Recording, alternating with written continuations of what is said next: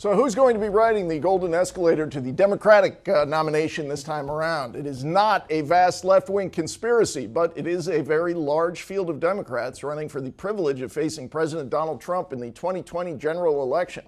Welcome to Deep Dive. I'm James Freeman of the Wall Street Journal. Former Vice President Joe Biden leads the pack in polls of Democratic primary voters, and Vermont Senator Bernie Sanders is running second as Democrats prepare for the first candidate debates less than 3 weeks from today.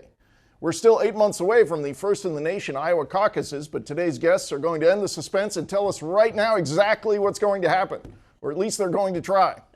Joining us today, Jim McLaughlin served as pollster for Donald Trump's winning 2016 presidential campaign and is now president and partner of the survey research company McLaughlin and Associates.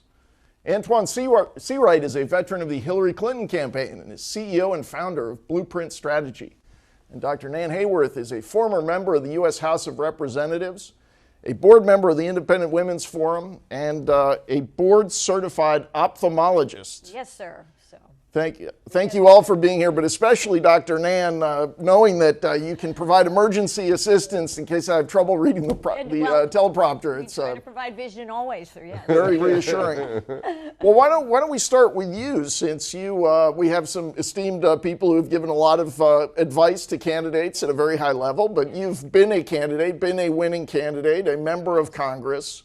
As you, having gone through that process and you're examining this extremely large field of Democrats, does anyone jump out at you so far as having the combination of experience, talent, et cetera, to go the distance? Well, you know, it's funny because, James, I come from a swing district. I served a swing district, which in a sense was a microcosm of the country.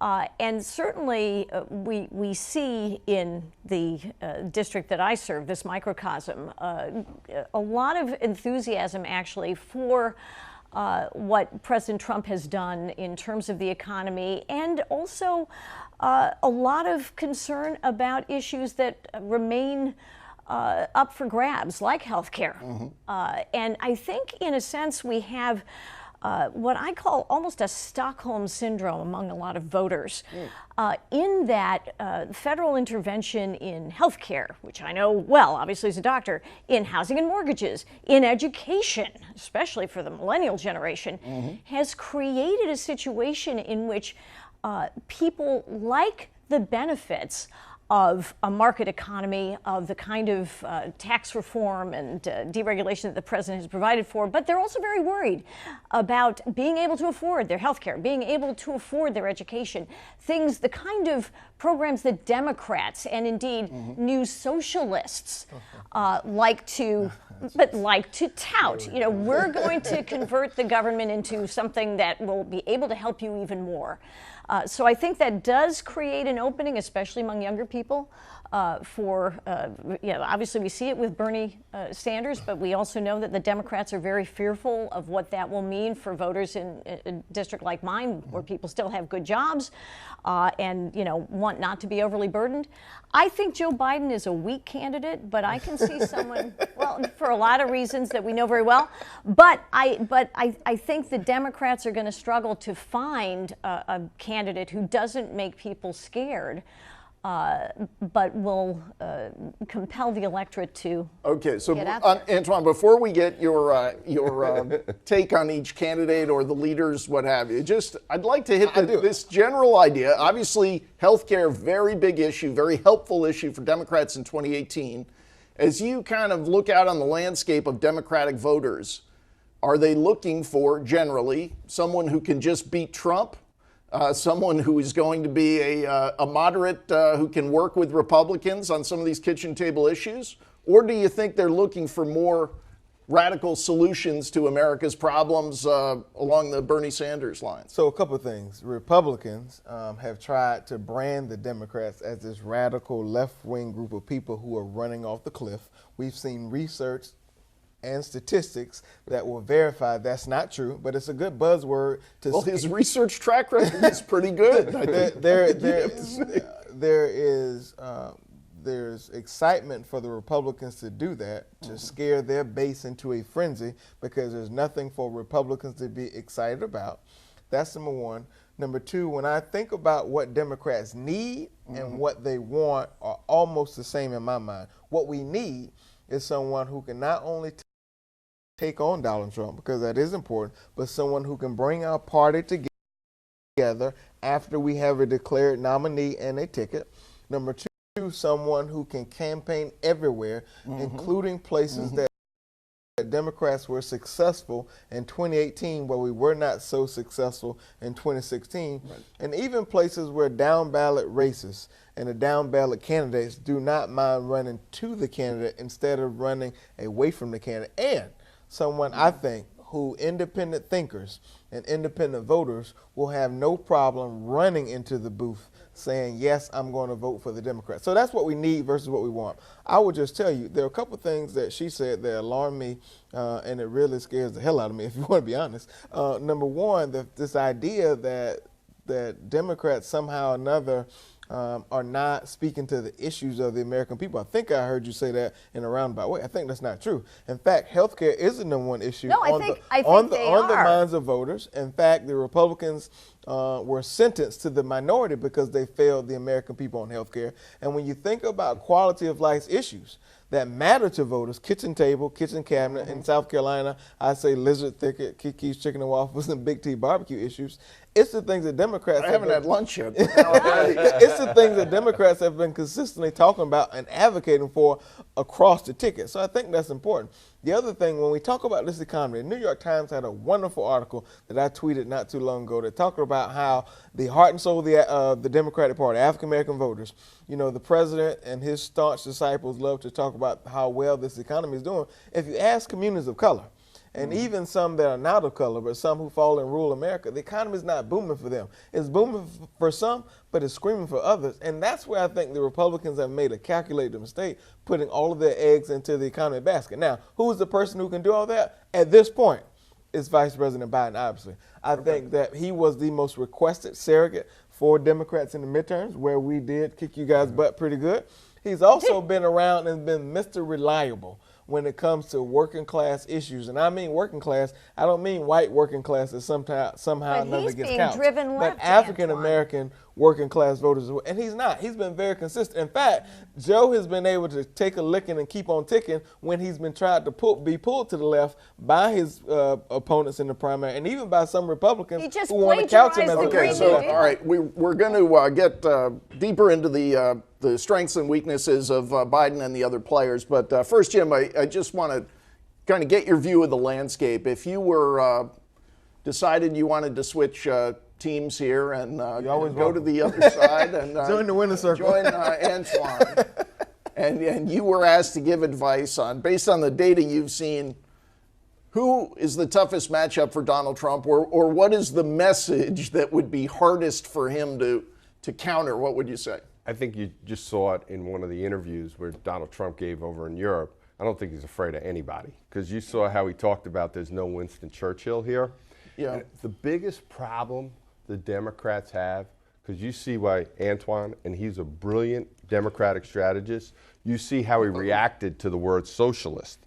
The biggest problem the Democrats have, nearly 2/3 of Democratic primary voters would support a socialist for president. That's a big problem, because that's not where the majority of Americans are right now. And you see, he's going to come back. We're going to come back to the S word. So let's hold on with that. But I am of the, and right now, there's no question, the polling front runner is Joe Biden. But the truth of the matter is, he's actually gone down over the last couple of weeks. When he started out, he was in the 40s, okay? Now, if you look at the Real Clear Politics average, he's only at 35, 36%. Actually, in the latest. Yep. And look at Iowa. He can't withstand scrutiny. Look at Iowa. His problem is always when his best day is always the day before he announces. Absolutely. Last time he only got 1% when he ran for president. Yeah, I want to get into this, and just to set the table, this is, I think we've got a graphic on a poll. This is one of the recent ones that shows Joe Biden, I think, a little higher than you were saying. It's around 35%. There we are. So we're looking at this is the Hill-Harris poll, but if you look at the averages, this is roughly where you come out. Biden in the low to mid 30s, maybe even a little higher in some polls.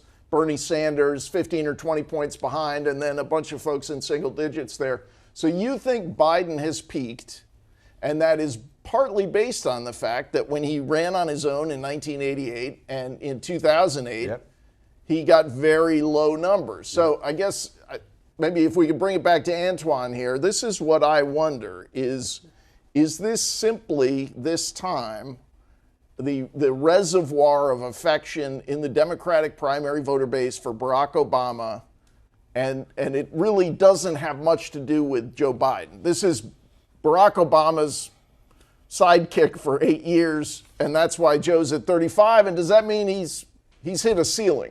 A couple of things. Conventional wisdom would nod and agree with you with that notion, but I don't think we're living in conventional times. If you ask the most loyal voting bloc in our party, African American voters, likely primary goers, they will tell you that they believe and they will vote for Joe Biden because he's reliable, because he's been consistent, and because they trust him. With African American voters, trust is a big factor. Joe Biden brings that to the table. And yes, the idea that he can beat Trump and he can be more competitive in a general election, yes, there's a thing. When we dissect his numbers and we pull them apart a little bit, yes, he's gone down a little bit, but keep in mind there's still room to grow because of that. And none of the candidates have been defined to this point. There hasn't been a mail piece, there hasn't been a radio ad. I mean, there's been some minor cuts and bumps and bruises, but I don't think no real defining of the candidates. And out of all of the candidates, and considering the numbers, the one who I think can afford to take some blood and some bumps and bruises and still survive would be Joe Biden because of where he is. And do not forget that the most consistent voting bloc within our party, and that means senior voters, or let me not say senior because there may be some watching, seasoned voters, tend to be more. We can't say seniors anymore? I like to say seasoned because I don't want to get in trouble. Seniority. They tend to be more reliable, and they tend to show up more so than the ones who are on Twitter and the ones who are posting on social media talking about why Joe Biden should not be our nominee. Okay, Nan, this would be, I think, a pretty strong argument for Biden. Bernie tends to get the younger people. Biden tends to get the older folks. The older folks do tend to show up when it's time to vote. Hillary versus Bernie in 16. That was the argument. Young versus old. Also challenging the idea that Biden has peaked, which I think I'm sort of more or less in that camp. I am too. He does not have high negatives. He's got very high approval ratings within the Democratic Party, suggesting maybe he does have room to grow if, I don't know if you're betting on this, but if he gets in there in these debates that start in 3 weeks and he throws some good punches or looks presidential and avoids the punches that are going to be coming at him. You know, maybe he grows. I think Joe Biden's biggest problem is Joe Biden. He is a character of Blarney. He is literally folksy. He's charming to listen to, but his substance is always lacking. And he is in a vigorous Democratic field where there are other candidates who are smarter than he, who check more demographic boxes than he, who have plenty of time and runway to make him look bad, to make him look clumsy, to bring up his plagiarism, to bring up his inconsistency, including just most recently on the Hyde Amendment, right? But he plagiarized the Green New Deal. Now, that may not matter much, but it just speaks to his general lack of substance. Okay, well, but why Democrats? I think why his primary the primary field's going to tear him apart. Why his primary opponents have for the most part started punching at him, the fact that he's gotten stronger as a result of that. And this wide field, make no mistake, and you know this because you're a pollster, it helps Joe Biden. Because he can afford, as one of the candidates I said earlier, to take a licking and keep on ticking. And I think that is what he's doing. And to say that he doesn't have room to grow is crazy, because think about when people start to drop out of the race when we get to Labor Day and post-Labor Day. Those voters will be likely, Biden is their second-tier candidate from all the polling I've seen, so that helps him. Okay, I want to talk about what we might call the Blarney factor. And I like the word Blarney because, you could say Biden, Donald Trump, Barack Obama. There's a fair amount of Blarney with all politicians. This is true. You, of course, accepted when you were in office. There was never any Blarney from you. No, but I was prickly. But I think this is probably a better term, because when we say someone's lying, it means we know what their intent is. Right. Often these are, they may be inaccurate, they may be false, but we don't Or an alternative fact. We don't always know. Anyway, The Blarney issue with Joe Biden, among others, I think is captured in a recent Donald Trump tweet. The president is a master of this medium, among other things. So he says, plagiarism charge against Sleepy Joe Biden on his ridiculous climate change plan is a big problem, but the corrupt media will save him. His other problem is that he is drawing flies, not people, to his rallies. Nobody is showing up. I mean, nobody. Yeah. You can't win without people. So a bunch of issues included in that short tweet. One of them is the Blarney question. Now, this has kind of haunted Biden. The '88 campaign, he had to quit because it was found that he was plagiarizing a speech from a British politician named Neil Kinnock, who had talked about his coal miner ancestors getting up out of the mines and playing football for hours. And Biden adopted that story, even though it was not related to his own history. Now we get copying parts of a sort of boilerplate Democratic climate change plan. I don't know. Is this a big deal or not a big deal? It literally left me speechless, because here's a guy who was forced to leave the last presidential race for plagiarism, and now he goes and plagiarizes his environmental plan, which is a hugely important issue. And you know what? I will say this, the Democratic base is on fire, and they're on fire in the presidential election. These are the kind of gaffes that you can't do, because I think one of his big problems right now is the left radical grassroots. And I'm telling you, they don't want Joe Biden. You look on Twitter, and they haven't really decided to coalesce behind one candidate. You know, one day it's Buttigieg, another day it might be Kamala Harris, next day it might be Beto. But the one thing I agree with Antoine on, he's right, the best thing that Joe Biden has going for him is a lot of candidates, because it's splitting up that anti-Biden vote. Because you look at Iowa right now, look at the polls in Iowa right now. He's basically in a statistical tie in Iowa with Bernie Sanders right now. Last poll I saw, it was 24 for Biden, 20 for, it was 20% for Sanders. Bernie Sanders just claimed that he has 25,000 volunteers for the caucuses in Iowa. That's almost a quarter of the vote. I want to get. Bernie makes you nervous, doesn't he, Antoine? Let me tell you why Bernie doesn't make me nervous, because I beat Bernie in 2016. So Bernie doesn't. Bernie doesn't make me nervous. doubt you can So a beat couple him, things about Iowa. No disrespect to anyone who may be watching from Iowa, but Iowa doesn't matter. Iowa does not matter. I've been very clear. I have an opinion piece that was one of the most viewed pieces by BuzzFeed this year when I talked about the significance of the South Carolina primary. And South Carolina will be the battleground, because it is the first test case when we get a true reflection of the Democratic Party in terms of demographics, in terms of issues. And you can lose Iowa but not afford to lose South Carolina. The road to heaven and the White House runs slam through South Carolina. Okay, Be clear about that. Okay, so in South Carolina, you really see that Obama coalition. Some people call it the coalition of the ascendant or diverse Democratic Party. But I want to ask you, and this is related to the Blarney issue. Sure. I doubt people remember the Neil Kinnock whopper. I was 3. I kind of doubt they're going to care that he's using sort of standard talking points on climate change. But an issue this week, and I think this has happened in the past, where Biden has said he marched for civil rights. It's very hard to find any evidence of that. I guess that would be a polite way to say it. Is that potentially a problem with a diverse voter in South Carolina or other places? It doesn't. You know why? Because most voters, they know Joe Biden's history, particularly black voters, with the African American community. He's been there. He's been reliable. In fact, most people refer to him as Uncle Joe. They refer to him as Mr. Reliable. On the plagiarism issue, because I want to address this. Politico got it right when they said it is silly for anyone to talk about this being plagiarism, because many of these groups out here write these papers, they do this research for candidates, hoping that they will use the information. And guess what? Right. They found out that Biden was not the only candidate in the primary who used quote-unquote stuff from other people. You can blame him for being manipulated by interest groups, but plagiarism, I agree. This is not copyrighted material. Again, there were several examples in Politico that talk about how other candidates have used lines and policy wordage from other candidates. But let me say one more thing, Nan. Okay. And for Trump supporters, to criticize Biden for plagiarism. We all remember the First Lady's speech at the Republican convention that was very reflective.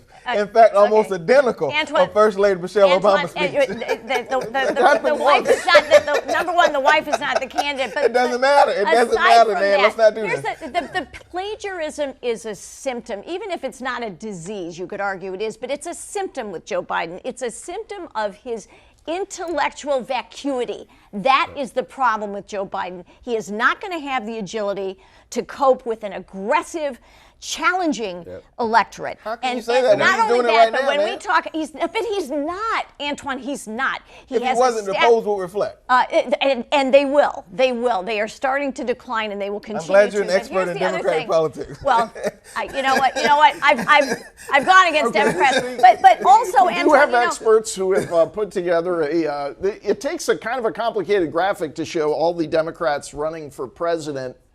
Most of them, by the various criteria, have qualified for the upcoming debates. You can either basically pass a polling bar or a donations bar. We've got a few, Seth Moulton, Steve Bullock, and Wayne Messam down there in the not yet qualified box. But you're basically going to have, it looks like, two very full stages. Jim thinks this is an advantage for Biden, I think.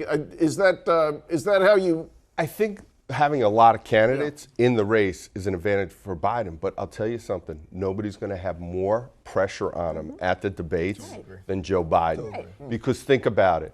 When, at this point in time, when Donald Trump, before he came down on that elevator to announce his campaign for president, he was running like 6th, 7th, 8th, depending upon the poll. You know who was winning overwhelmingly?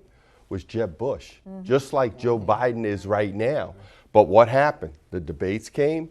Donald Trump controlled those debates. He was the guy. And I'll tell you this right now. Before Joe Biden debates, the left, some of his Democratic opponents, they're going to be leaking some bad information on him that's going to hurt. And his biggest Achilles heel right now is probably his biggest strength. His biggest strength right now is what? How he runs among African-American voters. Most polls you see, he's getting almost half of the African-American vote in the primary. But that was the same thing, actually even more so with Hillary Clinton versus when she was running against Barack Obama. I was there for her, I know. She was getting 80% plus of the African-American vote. Eventually that went to Barack Obama. Joe Biden's record with African Americans is going to kill him in the Democratic primary. Opposing busing, opposing desegregation, applauding George Wallace, an admitted segregationist. Wait a minute. Okay, we're going to get to Antoine in a moment, but Nan, the fact that they're bringing up stuff from the 70s about Joe Biden, doesn't that suggest that he's been more or less in line with the base Democratic voter for many, many years? Yes, I agree with you, James. And especially, look, Joe Biden's greatest asset by far is 8 years of being President Obama's vice president. It's a fairly easy role, especially for someone like a Joe Biden. You show up at funerals and state ceremonies, right? I mean, it's not that hard to look good. But that aura will only take him so far. And he does not have the substance. He is not Barack Obama. I mean, I would wonder, is it a problem that he's not moderating more, where he just moved a bit further left on abortion, saying he's for taxpayer funding now? No, he didn't say that. What he said was that he is for a woman's right to choose. But I think he's been very consistent about his position on abortion with rape, incest, and life of the mother. But he also said that women have the right to choose. And what he what we know in retrospect is that the Hyde Amendment is more impactful to African American women and low income communities more so than anyone else. So he has evolved on a position. And so I think that's very smart. And I think that doesn't mean he's going left. That just means he has evolved on the issue. We don't know when. We don't know when he's evolved. He's evolving faster. Now you can't. He's evolving faster than bacteria in a petri dish. You nor me can say when someone has evolved on the issue or when that happens because we're not them. Like some things happen differently or different speeds for other people. What I do know is that yesterday when we were in Atlanta, when he made that announcement last night, because I was there, what I do know is the people who were for Joe Biden lock down their support for him. And the people who were on the fence, particularly African American women in that room, they went home to Joe Biden. Okay, so this general idea road is obviously the left wing of the party dominates conversation on Twitter, yes. Twitter and most other media. On social media, yes, not in real life. There's a difference. But also in the House of Representatives. But you look at Gallup polling, and there are lots of Democrats who call themselves moderate or even conservative. Does Biden generally help himself more moving left or moving toward the center during this primary season? I think he helps himself the most if he stays consistent, and that's middle class Joe, middle of the road Joe. Because regardless of what Nan or anyone else would tell you, the Democratic Party is not driving off the left wing cliff. In fact, the people who show up in polls talk about socialism and all these things this brings us to Bernie. are not the people who statistically show up to be reliable in polls. We heard this during 2016. I heard it all the time. The party's being pulled left. Hillary Clinton's being pulled left. And then we kick butt. We kicked butt in the primary, and then this idea of socialism, et cetera, was a dead beat in the general election. Okay, I'm wondering if Bernie gets his butt kicked again, because what's interesting is he's at that, let's say, 15, 16, 20% in most polls of Democrats, but he's also, in most of these polls, the second choice of a lot of people. Now, I don't understand that, because I look at him as he's offering a distinct program. He's the unapologetic Marxist. You either go for it or you don't, but let me tell you, it seems like he does have a lot of support. Let me tell you why he's showing up second. He never stopped running for president. He will tell you, I think he'll agree with me on this, these polls at this point are primarily name ID polls. And so he is enjoying love and affection from just simply having name ID from being consistent. Now, I'm not saying he does not have support. He just doesn't have the support of the people who will get him across the finish line first. And when you look at state polls, like the states that matter, like South Carolina and Super Tuesday states with high concentration of black voters, what I'm saying can be verified several times over. Okay, and so you think he has less room to grow than Biden? At this point, and in fact, he's probably losing support because Elizabeth Warren has taken up space on his political highway, and in fact, she's pulling people in her car that traditionally would have been for Bernie Sanders at this point. Yeah, that part actually, I don't get. But that's actually Joe Biden's, the best thing he has going for him is that those liberal socialist votes are getting split up. If at some point they decide to coalesce around a candidate, what's interesting is Bernie Sanders, as old and crazy as he is, he's really good at the debate stage. I would say he's experienced. Yeah, and but he's also seasoned. He's got that ability behind him where he's able to draw crowds. He attracts money. He attracts people, and that's the big problem that Democrats have.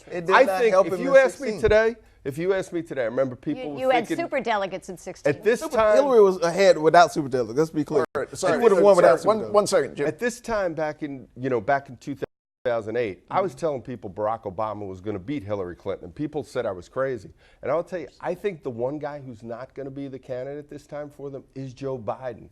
The reason I think that, too, is forget the socialist part. 6 out of 10 of the primary voters say they want somebody new and entirely different. And that's not who Joe Biden is. And therefore, you think eventually the leftish alternative to Biden is who becomes the anti-Joe Biden. I think, honestly, if you put a gun to my head today, I think, and we're going to try not to do that, although the doctor is here if we need to go. How about we put some water in your cup? With 24 candidates. Accidents happen. I think it's probably going to wind up being Kamala Harris, because I think, and the important thing is, and I don't like giving Democrats advice, you want to be patient at this point. I said that. Usually the front runner does not win. And you need to be patient. You don't want to get crazy, support all this crazy stuff. You need to be able to survive. The smartest thing Kamala Harris did, by the way, was to decide to go all in on Iowa now. She sent 65 volunteers and there. South Carolina. Yep. Because Harris is actually my guess for the nomination, too, in part because she is helped, among other things, by a more friendly primary schedule. Well, she's helped by that, but she is helped, potentially, by the fact that African American women will have a large say-so in who our nominee is. Not saying that black women voters are monolithic, but I do think that they are very supportive of the idea that it is in reach, almost like it was for Barack Obama with the African American community, holistically. The one thing I'll disagree with you about Biden is the fact that he has to be slow and steady, but he also can be an aggressive and just verifying who he is. A lot of times with Democratic primary voters, it's just confirming who you are and what people believe about you. I think once he ramps it up, TV, radio, hitting the surrogates pretty hard, and you're going to see a collapse start to happen in our primary. I'm telling you, you can't compare this race to 8, to 16, or any other race that we've had. Conventional times are thrown out the window. Donald Trump is the president. Yep. You can't tell me that we're living in conventional times. Okay, we do have to run, but Nan, if you had a prediction you wanted to offer on who eventually faces Trump in the general election. I agree with, and in fact, based on conversations I've had with Antoine in the past, I think Kamala Harris actually has the inside track in a lot of ways. All right. We'll have to leave it there. Thanks, guys, for joining us today. Hope you'll come back soon. And thanks to all of you. Please come back soon to Deep Dive on Fox Nation. Thanks.